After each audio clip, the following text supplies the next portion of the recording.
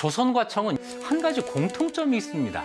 세종은 천성이 총명하고 민첩하고 학문을 좋아하고 새벽 4시에 기상해서 하루에 4시간 잤고 나머지 20시간 동안은 일을 하는 황제였습니다. 요즘 흔히 하는 말로 뇌피셜입니다. 엄, 근, 진. 엄격하고 근엄하고 진지하고 부지런했다. 금수라도 너보다는 낫겠다. 바보는 고칠 수 없다고 하는 말이 바로 너를 두고 하는 말이다. 이 사람이 바로 옹정제예요. 정치사를 이런 책으로도 쓸 수 있구나. 재미와 의미를 모두 갖춘 책. 진정한 아카데미즘은 결코 독자를 지루하게 만들지 않는다. 20세기를 대표하는 동양사학자 미야자키 이치사다. 결국 이 책은 역사학의 대가가 대중들을 위해서 쓴 역사책입니다. 열심히 일하는 국왕, 열심히 일하는 관료 이런 사람들에 대한 관심을 가질 필요가 있겠다. 어느 편이 국가를 위해서 좋은 길인가라고 하는 정치의 목표는 따로 있어야 된다는 거예요.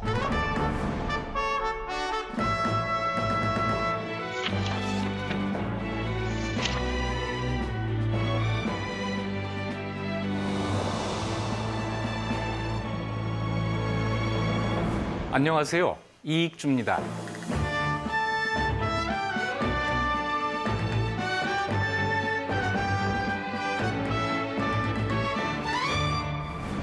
세상의 끝에 서 읽는 한 권의 책. 저는 오늘 옹정제라는 책을 여러분께 소개하고자 합니다. 옹정제는 청나라의 황제인데요.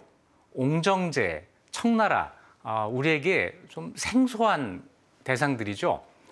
청나라는 중국의 마지막 왕조입니다. 우리 중국집 갈 때 청류리 먹으러 간다 이렇게 이야기하지 않습니까? 자장면을 먹어도.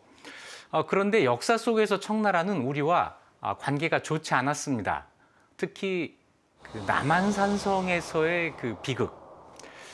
병자호란 때 조선이 항복을 했고 그 항복은 사실은 삼국일에 우리가 가장 처참한 피해를 패배를 당한 전쟁으로 기록이 됩니다.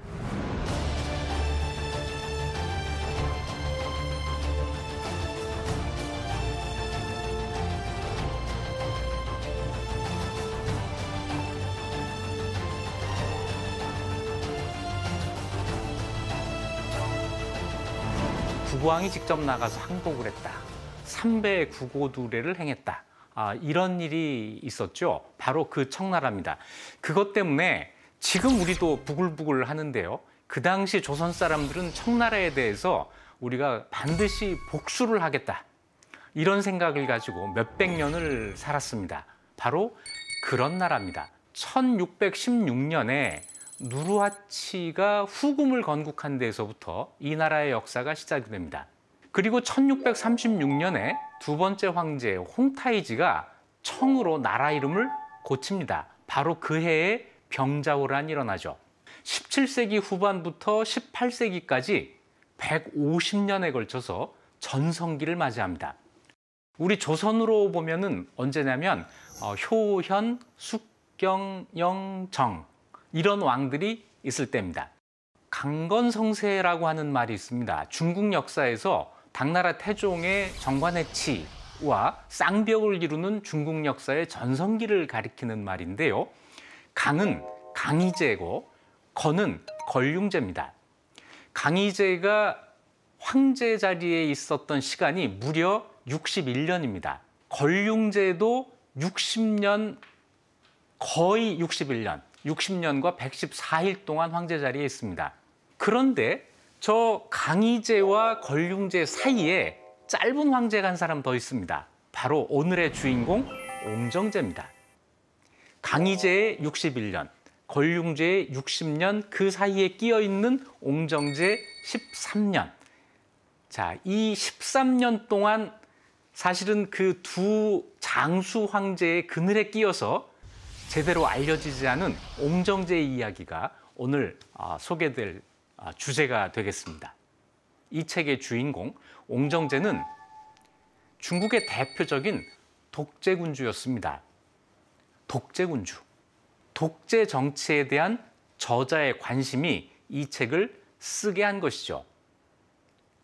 자, 이 책을 쓴 미야자키 이치사다라고 하는 사람은 전후 일본을 대표하는 또는 20세기를 대표하는 동양사학자, 이런 수식어가 붙을 정도입니다. 이 저명한 역사학자가 새로운 자료를 발견합니다. 옹정주비유지라고 하는 것인데요. 이 옹정주비유지는 옹정제와 그 당시 청나라 관료들이 개인적으로 주고받은 편지입니다.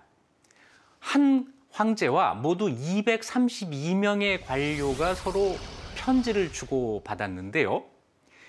이 자료를 발견하고 미야자키는 1949년부터 40년 동안 매주 이것을 읽는 모임을 가졌다고 합니다. 40년 동안 매주 모임을 가졌으니까 몇 번 가진 건가요?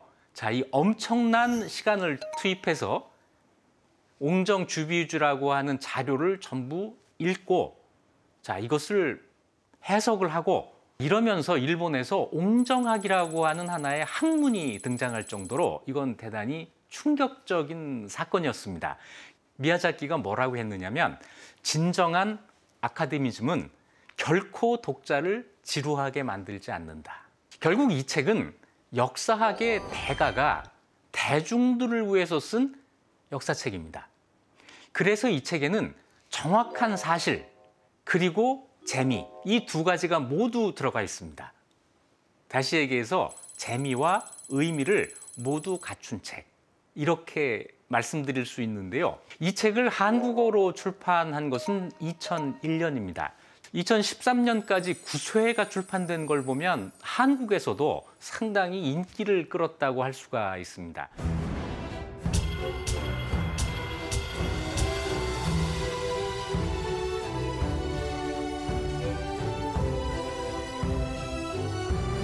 저는 이 책을 한 20년 전에 번역본이 나왔을 때 거의 처음에 읽어봤는데요. 사실은 상당한 충격을 받았습니다. 그때 저도 고려시대 정치사를 연구한다고 하는 그 정치사 연구자였는데, 정치사를 이런 책으로도 쓸 수 있구나 하는 어떤 새로운 아주 신선한 충격을 받았던 기억이 납니다. 그때까지만 해도 정치사 연구의 키워드는 정치 권력이었어요. 그래서 연구를 어떤 걸 했냐면 정치 권력을 장악하는 과정, 그리고 그 정치 권력을 유지하는 방법, 뭐 이런 걸 가지고 주로 관심을 갖고 책을 쓰고 했었는데, 미야자키의 이 책은 황제가 얼마나 열심히 일을 했는가라고 하는 이 점을 이야기를 하고 있는 겁니다. 열심히 일하는 국왕, 열심히 일하는 관료, 이런 사람들에 대한 관심을 가질 필요가 있겠다라고 생각을 해서 언젠가는 한번 이 책을 소개해 보고 싶다는 생각을 그때 했던 기억이 납니다. 먼저 이 책의 서론에서는 왜 옹정제에 대한 글을 쓰는가라는 저자 자신의 그 생각이 실려 있습니다. 근세 중국에서 대표적인 독재군주가 누구냐고 묻는다면 나는 서슴지 않고 청의 옹정제라고 대답할 것이다. 그런데 많은 사람들이 강희제나 권륭제에 대해서는 알고 있지만 옹정제에 대해서는 잘 모른다는 거예요. 그래서 사람들이 모르기 때문에 더더욱 옹정제에 대해서 또는 옹정제의 독재 정치에 대해서 소개하지 않으면 안 되겠다라는 어떤 의무감 같은 걸 느꼈다는 겁니다.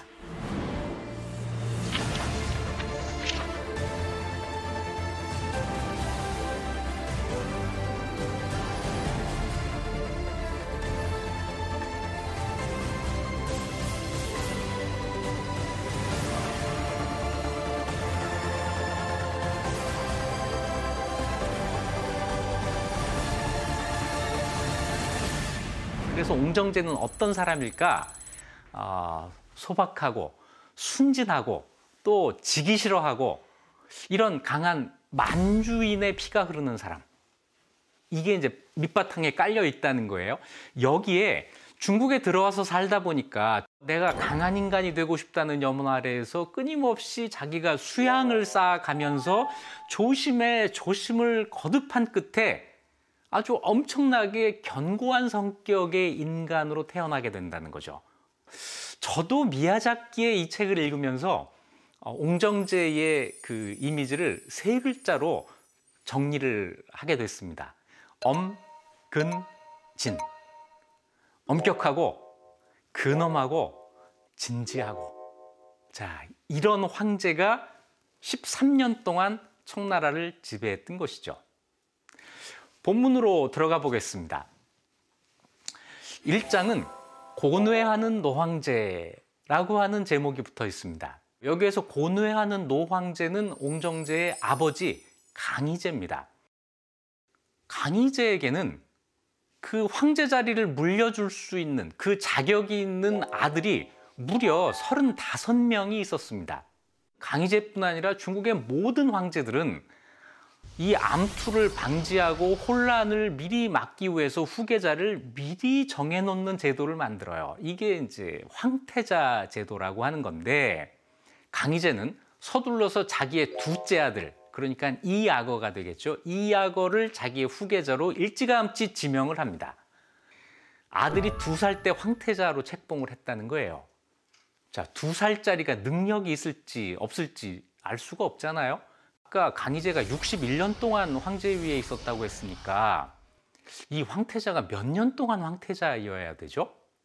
굉장히 길었겠죠? 그래서 황태자를 중심으로 하는 정치 세력이 형성됐고, 이것이 커지게 되니까 황제와 대결하려고 하는 양상까지 나타나게 되는 거예요. 이거는 도저히 두고 볼 수가 없는 일이죠. 그래서 강희제가 이약어를 황태자로 책봉한 지 33년 만에 황태자에서 폐위하는 일이 생겨요. 그래놓고 또 후회를 합니다. 그 다음에 다시 책봉을 했다가 3년 뒤에 또 폐위를 하는 일이 생깁니다. 그래놓고 후계자가 정해져 있지 않은 상태에서 강희제가 세상을 떠나면서 갑자기 사악어, 그때까지 한 번도 후계자 물망에 오르지 않았던 넷째 아들이 후계자가 됩니다. 이 사람이 바로 옹정제예요. 이렇게 해서 황제가 된 옹정제는 황태자 제도는 안 되겠다, 뭔가 혼란을 줄일 수 있는 방법을 내가 찾아야겠다 해가지고 나름 고민을 해요. 모든 황자 그리고 대신들을 불러 모아놓고 이렇게 발표를 해요. 이게 나중에 태자 밀건법이라고 이제 알려지는 건데, 내 마음속에 누구를 후계자로 할지 내가 확실히 결정을 해두겠다. 다만 그게 누구인지 발표는 마지막에 가서 하겠다. 그런데 이렇게 했을 때 이걸 발표하지 못하고 갑자기 죽으면 어떤 일이 생길까요? 그럼 안 되겠죠? 그래서 내가 내 마음속에 정해놓은 그 사람의 이름을 써서 상자에 넣어서 그거를 이 기둥 위에 그 청나라 그 자금성 보면은 황제가 있는 자리 위에 정대광명이라고 하는 액자가 있는데, 그 액자 뒤에 내가 숨겨놓겠다는 거예요. 정말 대단한 방법입니다. 미래 권력이 누군지 모르니 어디 가서도 줄 서지 말아라. 나한테만 충성해라. 아들들에게도 나한테만 잘 보여라. 이런 거예요. 정말 독재자다운 모습이 여기서도 보이죠. 사실은 이 세습이라고 하는 것은 모든 왕조 국가의 아주 어려운 숙제입니다. 고려 태조 왕건이 훈요 10조라는 것을 그 후대 왕들에게 남기는데 일종의 유훈이죠. 여기 제3조를 보면 적자에게 왕위를 전하는 것이 상례인데, 맏아들이 능력이 없으면 둘째 아들에게, 둘째 아들도 능력이 없으면 셋째 아들에게 이렇게 간다는 거예요. 이걸 보면 태조 왕건이 나라를 세우고 왕위 세습의 원칙을 만들 때 얼마나 고민을 했는지를 알 수 있죠. 조선에서도 이 왕위 계승 문제 때문에 시끄러운 적이 당연히 있습니다. 태종이 그랬잖아요. 강희제가 황태자를 폐위한 것처럼 조선의 태종도 양녕대군을 세자에서 폐하고 셋째 아들 충령을 세자로 만들고 후계자로 키운 이런 일이 있었습니다. 제가 볼 때는요, 이 왕위 세습 문제, 이 세자를 세우는 문제에 대해서 가장 깊은 고민을 했고 가장 장기적인 해법을 낸 사람은 조선의 정도전이에요. 정도전이 조선 영국전이라고 하는 책에서 이 문제를 직접 언급합니다. 자, 정도전이 이렇게 이야기를 해요. 세자는 국가의 근본이다. 맏아들로 세우는 것은 분쟁을 막기 위해서 그러는 거고, 어진이 여러 왕자들 가운데 가장 어진 사람으로 세우는 것은 그 덕을 숭상한 것, 그 능력을 높이 사기 때문이다. 두 가지가 다 가능한데 중요한 것은 국가를 공적인 것으로 여기는 마음이 있어야 된다는 거예요. 어느 편이 국가를 위해서 좋은 길인가라고 하는 공적인 판단을 해야 된다는 겁니다.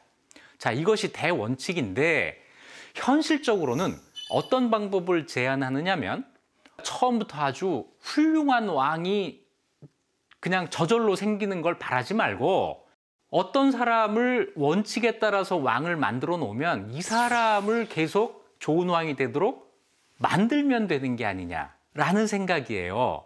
그래서 심지어는 자질이 중간 정도 되는 임금, 이 정도만 되면 훌륭한 사람이 재상이 되어서 이 사람이 왕을 보필한다면 좋은 정치가 될 것이다. 그러니까 우리 너무 훌륭한 왕이 출연하는 걸 바라지 맙시다 라는 거죠. 자, 그래서 이 정도전의 이 생각, 저는 굉장히 획기적이라고 생각해요. 정도전의 이 말이 사실은 조선에서 실현된 모델이죠. 누가 후계자가 되든지 간에 그 사람에 대한 교육이 중요하다. 옹정제는 황제의 입장에서 본 거잖아요. 정도전은 국왕의 입장에서 본 것이 아니라 신하의 입장에서 본 겁니다.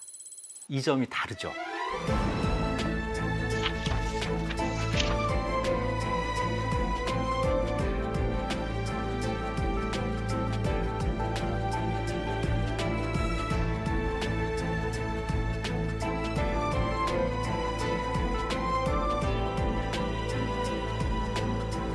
이 장은 개가 되고 돼지가 되라, 이런 제목이 붙어 있어요. 이거는 옹정제가 황제가 된 다음에 경쟁자들을 숙청하는 이야기입니다. 우리에게도 익숙한 내용이겠죠. 경쟁했던 다른 형제들을 어떻게 숙청하느냐 하는 이야기인데요. 상당히 잔인합니다. 파라거니까 8번째 아들이라는 뜻이겠죠. 이 파라거에 대해서 이런 말을 했다는 거예요. 이 자는 이미 황족이 아니다. 일개 평민이다. 앞으로 파라거는 개라고 불러라. 파라거에 이어서 구하거도 똑같은 운명에 처합니다. 그래서 구하거는 돼지라고 불렀다는 거죠.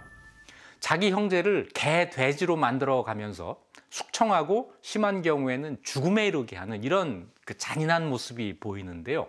여기에 대해서 미야자키는 자기 나름의 해석을 합니다. 독재 군주제의 틀 안에서 군주의 의무를 수행하기 위해서 어쩔 수 없었던 것으로 보인다. 이 45년 동안이나 아버지 아래에서 이걸 더부살이라고 표현을 했어요. 더부살이를 하고 수십 명의 형제들과 경쟁을 하는 이런 사이에서 아주 특수한 성격으로 단련되었을 것이다. 이 책에서 가장 중요한 이야기는 4장에 들어 있습니다. 천명을 받들어라고 하는 제목입니다. 옹정제가 천명을 받들어서 좋은 정치를 하려고 했다는 내용인데요. 여기에 정말 핵심이 들어있죠. 주접이라는 게 있고 주비유지라고 하는 것이 있습니다. 주접이라고 하는 것은 청나라의 관리들이 황제에게 보내는 사적인 보고서입니다. 황제에게 보고가 되는 공적 라인이 엄연히 존재하는데 이것과는 별도로 황제가 지방관들과 사적인 보고 체계를 하나 더 만든 거죠. 이걸 처음 만든 사람은 옹정제의 아버지 강희제입니다. 강희제 때부터 주접이라고 하는 게 만들어지고 이 보고서에 황제가 답을 씁니다. 황제는 언제나 붉은 글씨를 썼기 때문에 그래서 주비가 되는 거죠. 붉은 글씨를 써서 이걸 다시 내려보냅니다. 요즘 말로 하면 빨간 펜 이 정도 되는 거겠죠. 자, 이걸 통해서 황제가 정말로 알고 싶어 했던 건 뭐냐면 지방의 실정입니다. 중국의 황제는 자기가 통치하는 그 거대한 제국에 지방에서 어떤 일이 일어나고 있는지 알 수가 없어요. 자금성에 가보시면 그 자금성의 넓이에 다들 놀라게 되죠. 그러면서 우리 경복궁의 초라함을 떠올리는 분들도 계실 텐데요. 꼭 그럴 게 아닙니다. 경복궁에 살고 있는 조선의 국왕, 자금성에 살고 있는 청나라의 황제 두 사람이 누가 더 바깥 세상을 잘 볼 수 있었을까요?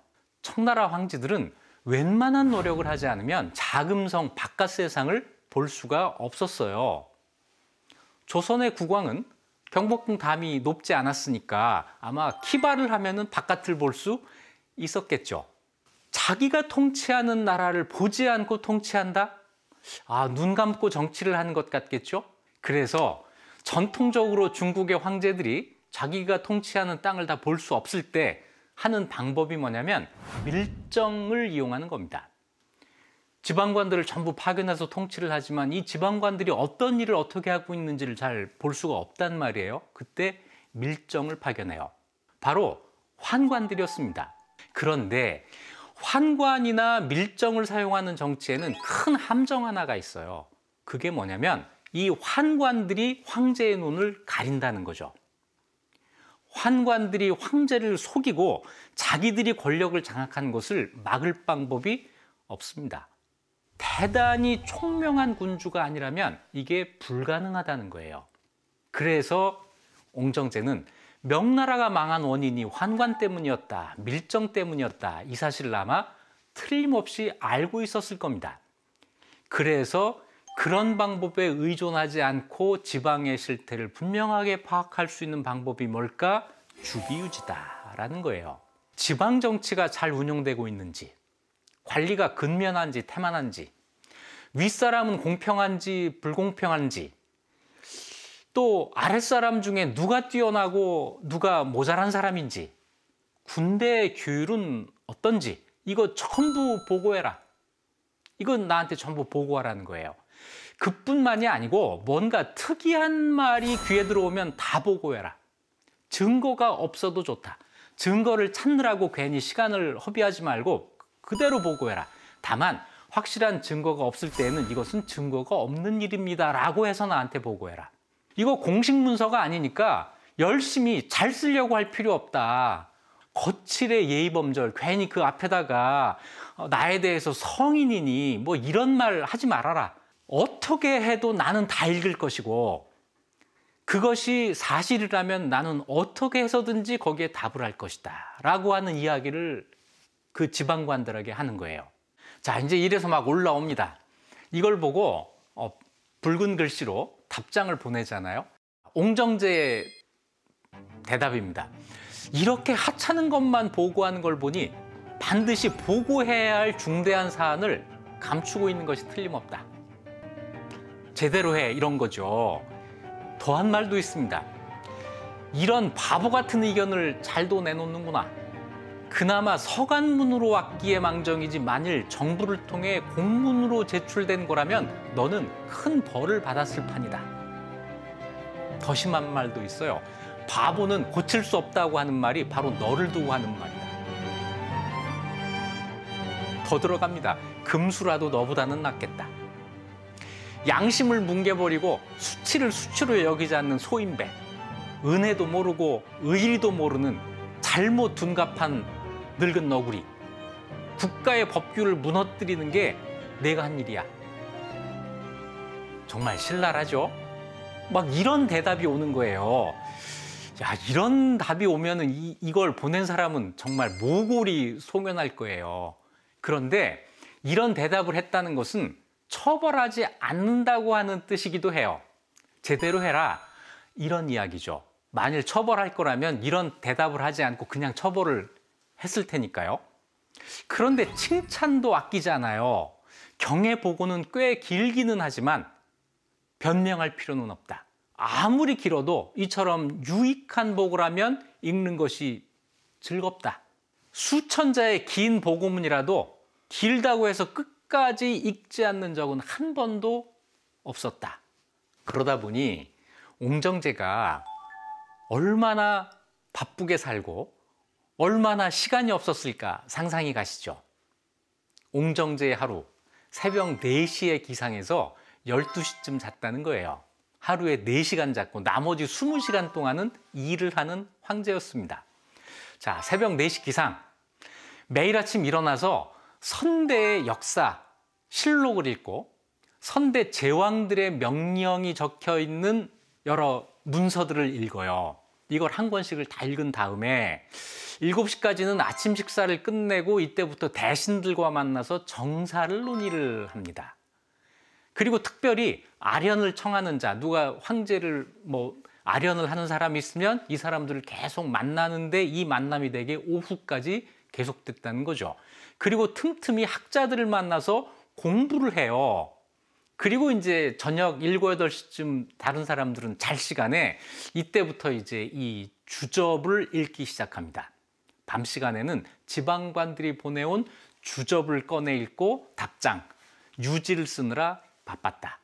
매일 적어도 20통, 30통 정도의 이 주접을 읽고 많을 경우에는 60통까지도 이걸 훑어봤다는 거예요. 이 주비유지가 지금 남아있는 그것이 옹정주비유지라고 하는 것이고 이게 출판이 되어 있습니다. 지금 누구나 볼 수 있게 되어 있는 것이죠. 그런데 미야자키에 따르면 지금 출판된 주비유지의 몇 배다라는 편지 뭉치가 청나라 말기의 궁중에 산더미처럼 쌓여 있었다는 거예요. 이 황제의 하루가 좀 놀랍지 않으세요? 저도 하루 20시간 공부를 못 하는데요. 이렇게 황제 자리를 10년 넘게 한 겁니다.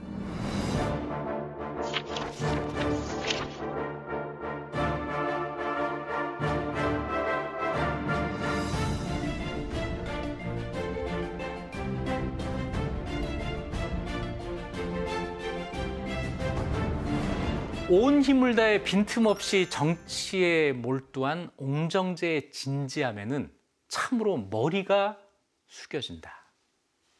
여러분도 그러시죠? 또 옹정제와 대비되는 조선의 국왕이 누굴까라고 생각을 해보니까 당연히 조선의 세종이 눈에 띕니다. 마침 옹정제라는 이름을 좀 설명을 해야 되겠군요. 강희제, 옹정제, 걸륭제라고 하는 청나라 황제의 이름은 그 사람들이 쓴 연호에서 나온 이름입니다. 그런데 이 황제가 죽은 다음에는 우리하고 같아요. 묘호라고 하는 걸 올리게 되는데 이 묘호가 강희제는 성조였고 옹정제는 세종이었어요. 우리 세종과 같은 묘를 가지고 있었고 둘은 우연히도 이 점에서 공통점이 있었습니다. 부지런했다. 부지런했다. 세종의 부지런함도 정말 견줄 상대가 없죠. 태종이 처음에 양녕대군을 패하고 셋째 아들 충령을 세자로 정할 때도 그런 말을 해요. 세종은 천성이 총명하고 민첩하고 학문을 좋아하고 그 다음 이야기, 비록 몹시 춥고 더운 날에도 밤을 새워 글을 읽는다. 밤새 뭐 하는 거는 옹정제하고 세종이 닮았죠. 정치에 직접 참여해서 자기 일을 하는 것도 세종과 옹정제가 비슷한 점이 있었습니다. 세종 때 자치통감이라고 하는 책을 해설하는 작업을 한 적이 있습니다. 이걸 자치통감 훈의를 편찬한다 이렇게 표현을 하는데 실무는 당연히 집현전에서 하죠. 집현전의 그 관료들이 하루 종일 작업을 해요. 자치통감을 읽고 거기에 대한 해설을 달아가지고 그럼 이만큼 이제 원고가 만들어지겠죠. 이 원고를 퇴청할 때 국왕에게 올리고 퇴청을 합니다. 그러면 국왕이 세종이 일과 후에 앉아서 이거 검토를 했다는 거예요. 그래서 이런 일화가 있습니다. 집현전 대제학 윤회와 세종의 대화예요.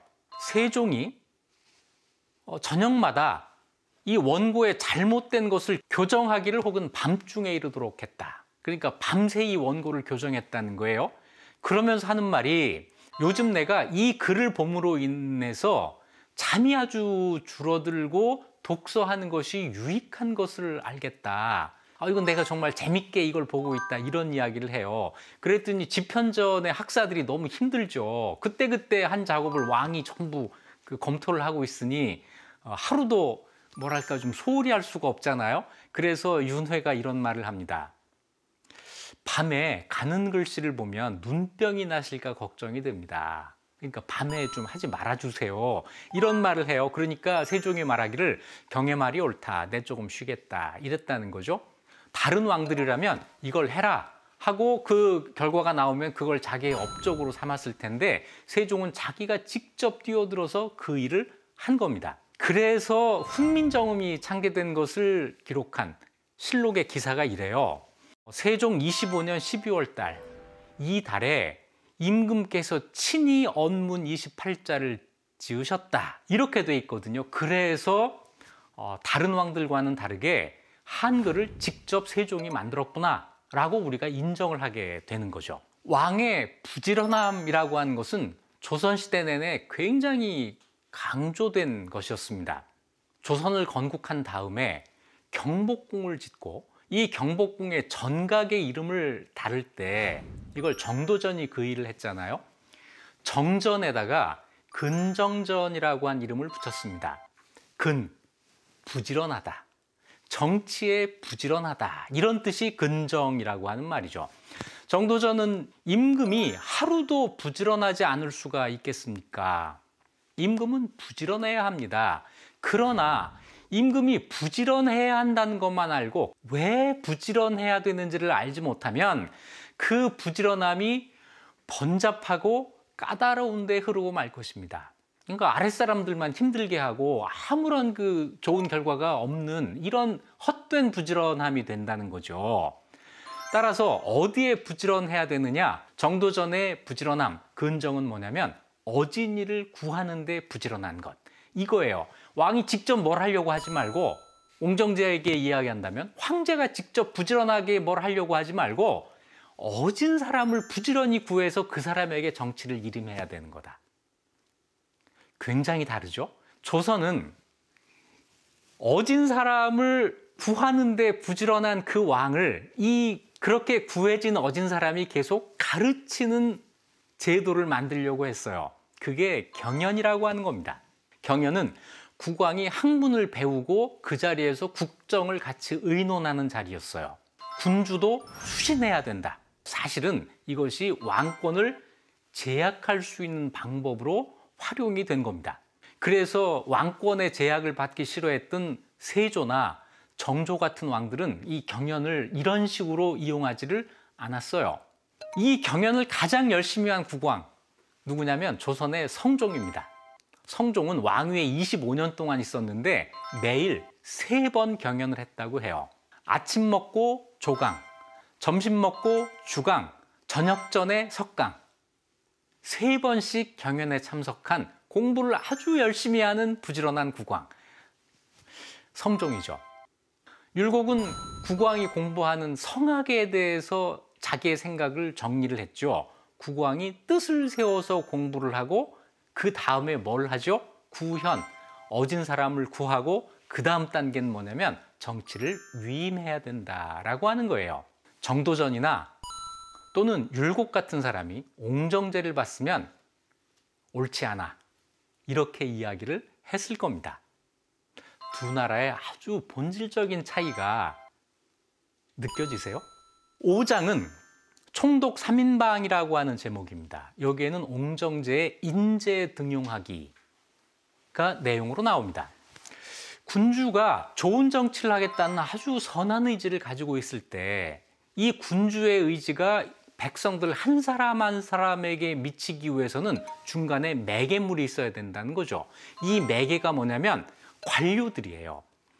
관료를 통해서 이 황제의 의지가 실현이 되는 것인데 관료들이 옳지 않다면 관료들이 이 황제의 선한 의지를 제대로 이해하지 못했거나 또는 그것을 자기 욕심으로 왜곡시키거나 하게 된다면 군주의 선한 의지는 제대로 실현될 수가 없겠죠. 그래서 관료들이 중요하다.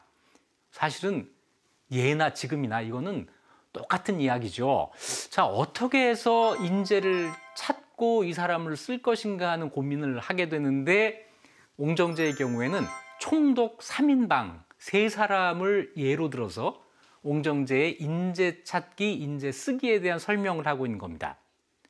텐원징이라고 하는 총독, 이웨이라고 하는 총독, 오르타이라고 하는 총독. 자, 이 3사람의 사례를 들었는데 제 눈에 좀 특별하게 비쳤던 것은 이 3사람이 모두 과거 급제자가 아니었다고 하는 점이었습니다.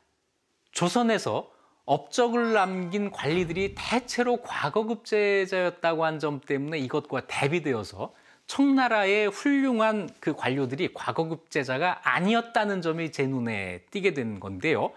여기에는 과거 급제자에 대한 옹정제의 아주 뿌리 깊은 불신이 자리 잡고 있다는 거죠. 옹정제는 인재를 발탁할 때 공정한 기준을 세우고 성적을 올리는지만 봤다는 거예요. 이 사람이 어떤 출신인지 이런 걸 보지 않고 성과만 봤다고 하는 것인데, 고려, 조선시대를 보면 이것과는 조금 다른 기준이 있습니다. 문치의 전통이 강했던 고려와 조선에서는 과거 급제자들을 좀 더 우선적으로 등용을 했어요. 자, 이것은 우리나라 역사 속에서 나름 의미가 있는 얘기였습니다. 아주 먼 옛날 신라, 고려 초까지만 해도 누가 관리가 되느냐? 집안이 좋은 사람들이 관리가 된다. 집안의 힘으로, 조상들의 힘으로 내가 관리가 된다고 하는 이런 그 전통이 굉장히 오랫동안 있어 왔던 거죠. 이런 전통을 깨트린 것이 과거제도입니다. 과거는 그 개인에 대한 평가잖아요. 과거를 치루어서 그 시험에 합격한 사람들로 관리를 임용하겠다라고 한 이런 생각이에요. 최소한 개인의 능력을 평가하겠다고 한 점에서 과거제도 시행의 의미는 대단히 크다고 할 수가 있습니다. 조선과청은 이렇게 굉장히 다른 것 같으면서도 한 가지 공통점이 있습니다. 1000명을 받아서 내가 왕이 됐다, 황제가 됐다라는 생각을 청을 세운 사람도 조선을 세운 사람도 똑같이 하고 있었다는 겁니다. 1000명에 의해서 내가 왕이 되고 황제가 되었을 때 이 1000명은 나의 권리이기도 하지만 의무이기도 하다. 1000명을 받은 사람으로서 좋은 정치를 해야 된다고 하는 의무가 생긴다는 자각, 이게 양쪽에 다 있었던 거죠. 이것 때문에 조선은 위민 정치를 하겠다고 하는 것을 내세웠습니다. 우리는 백성을 위한 정치를 할 거야. 또는 민본을 앞세웁니다. 백성이 근본이 되는 정치를 할 거야. 옹정제도 마찬가지 생각을 합니다. 정치는 백성을 위해서 있는 것이다. 여기까지는 생각이 똑같죠. 그런데 좋은 정치를 어떻게 할 것인가 라고 하는 이 문제에서 길이 달라집니다. 옹정제는 황제에 의한 독재의 길을 선택을 합니다. 과거 급제자들을 불신했어요. 과거를 통해서 파벌이 생긴다. 그래서 보스를 중심으로 하는 보스 정치가 만들어지더라. 강희제 때, 아버지 때의 정치도 결국은 이 보수 정치의 폐해가 있었다는 거예요. 당파는 그 자체로 황제의 권한을 침범하는 것이다. 옹정제의 붕당에 대한 아주 비판적인 생각입니다.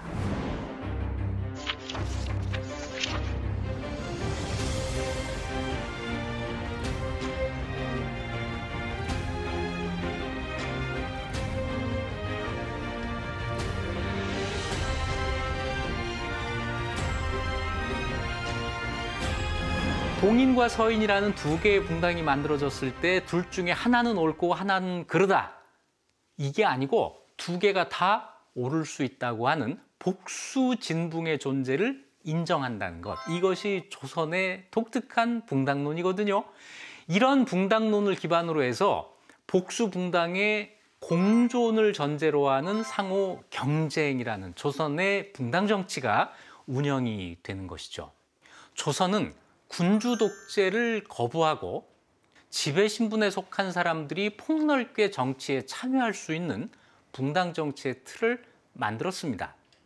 이런 정치의 경험이 현재 대한민국 민주주의의 역사적인 뿌리가 된 것은 아닌지 한번 생각해 보는 것도 좋을 것 같습니다. 마지막 7장은 독재 정치의 한계입니다. 제가 보기에 이 7장이 미야자키가 가장 하고 싶은 말이 아니었나 생각이 됩니다. 옹정 13년 8월 역사상 유례를 찾아볼 수 없는 이 독재군주가 병으로 쓰러졌다. 자, 이러면서 이야기가 시작이 됩니다. 옹정제의 정치가 그 부지런한 황제의 13년 정치가 나름 성과를 거두었지만, 그러나 이 정치는 헌신적이지만 한계가 있었다라고 하는 평가를 미야자키가 내립니다. 그런 노력에도 불구하고 독재 정치라고 하는 형식을 취했기 때문에 그 보답은 상대적으로 적었다는 거예요. 이러면서 독재 정치의 한계를 이야기를 하는 겁니다.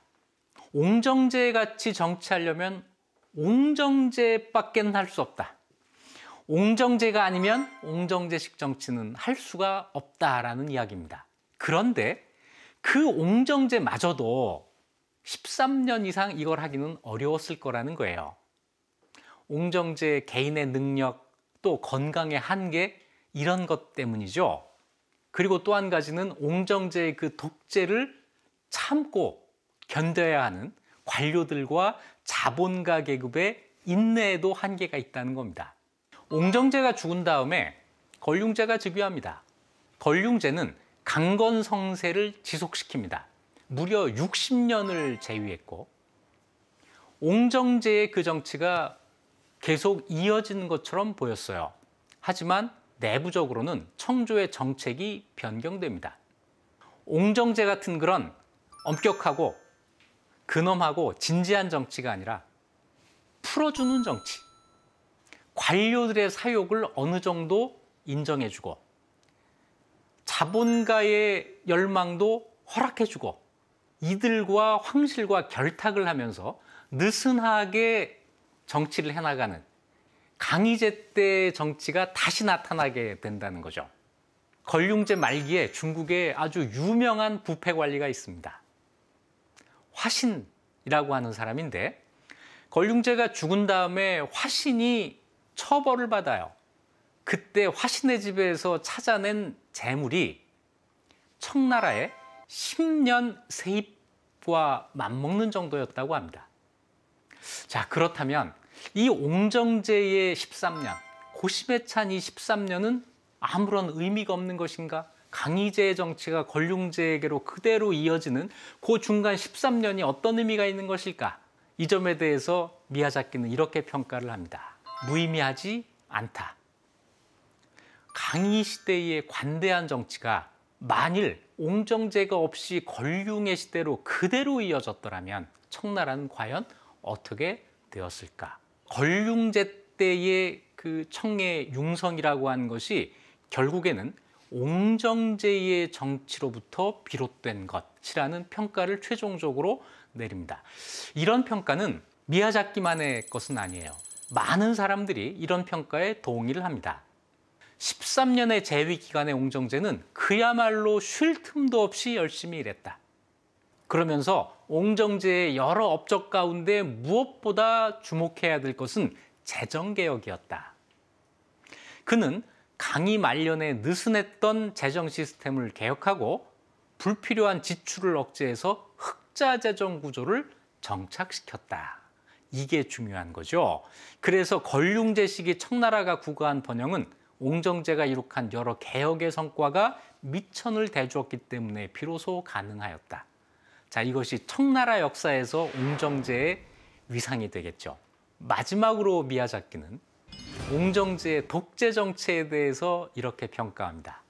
옹정제의 정치는 그야말로 선의에 넘치는 악의의 정치. 자, 역설적이지만 옹정제는 선의로 한 정치지만 결과는 악의의 정치가 됐다는 거죠. 그러나 이런 종류의 선의에 넘친 악의의 비극은 아직 끝난 것이 아니며 지금도 거대한 역사의 심판을 기다리고 있다. 이 시점은 1950년입니다.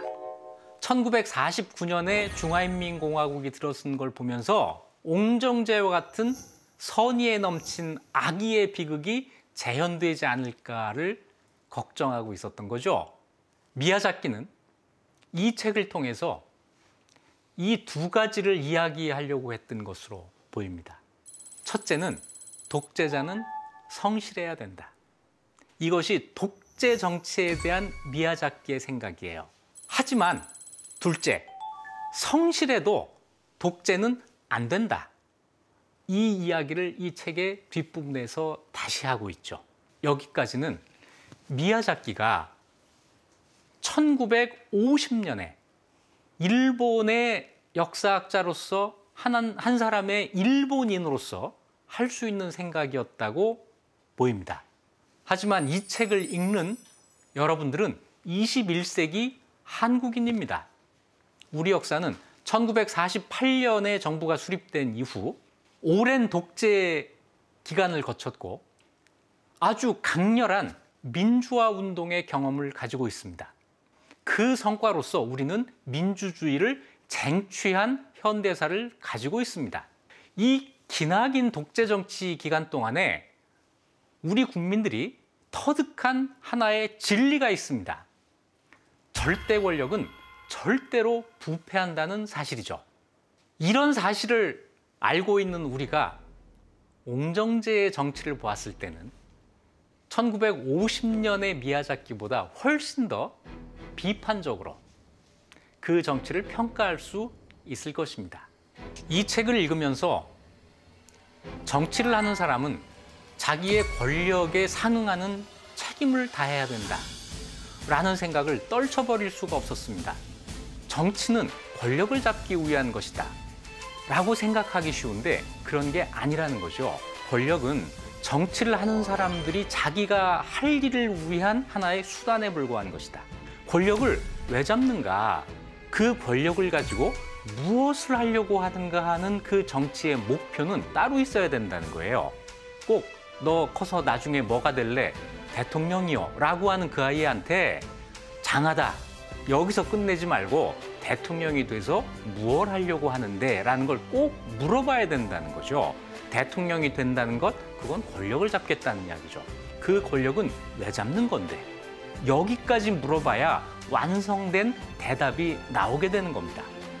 권력을 가진 사람은 그 권력에 상응하는 책임을 다해야 하고 그 책임을 다하기 위해서 성실한 자세를 잃지 말아야 할 것입니다.